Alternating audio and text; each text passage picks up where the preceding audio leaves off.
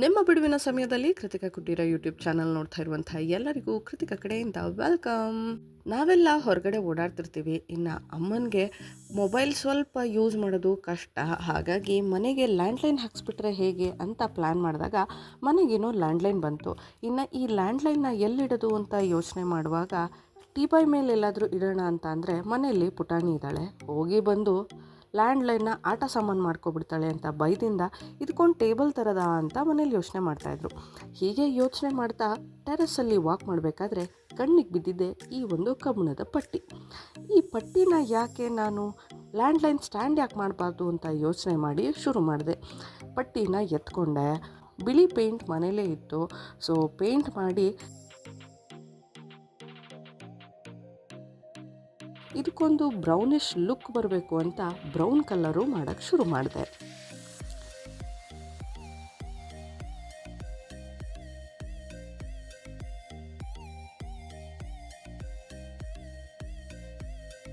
ನಾನು ಶುರು ಮಾಡಿದ್ಮೇಲೆ ಇನ್ನು ನನ್ನ ಮಗಳು ಬಿಡ್ತಾಳ, ನಾನು ಸ್ವಲ್ಪ ಪೇಂಟಿಂಗ್ ಮಾಡ್ತೀನಿ ಅಂತ ಅವಳು ಮಾಡ್ತಿದ್ದಾಳೆ ನೋಡಿ.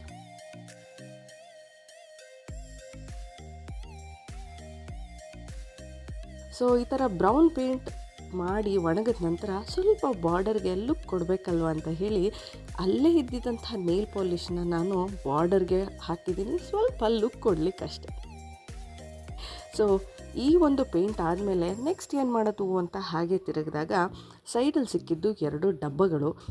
ಆದಷ್ಟು ಹೊರಗಡೆಯಿಂದ ಬರುವಂಥ ಡಬ್ಬಗಳನ್ನು ನಾನು ಎಸೆಯಲ್ಲ, ಏನಕ್ಕಾದರೂ ಯೂಸ್ ಆಗುತ್ತೆ ಅಂತ ಹಾಗೆ ಇಡ್ತಾ ಇರ್ತೀನಿ. ಸೊ ಈಗ ಅದು ಯೂಸಿಗೆ ಬಂದಿದೆ. ಜಾಗ ಕೂಡ ಚಿಕ್ಕದಿತ್ತು. ಹಾಗಾಗಿ ಈ ಒಂದು ಸ್ಕ್ವೇರ್ ಬಾಕ್ಸ್ನ ಉದ್ದ ಮಾಡಿಕೊಂಡು ಇನ್ನೊಂದು ಸ್ಕ್ವೇರ್ ಬಾಕ್ಸ್ನ ಮೇಲಕ್ಕೆ ಫ್ಲ್ಯಾಟಾಗಿ ಅಂದರೆ ಲ್ಯಾಂಡ್ಲೈನ್ ಇಡುವಂಥ ಸರ್ಫೇಸಿಗೆ ಹೆಲ್ಪ್ ಆಗೋ ಥರ ಮಾಡ್ಕೋತಾ ಇದ್ದೀನಿ. So finally the look is here.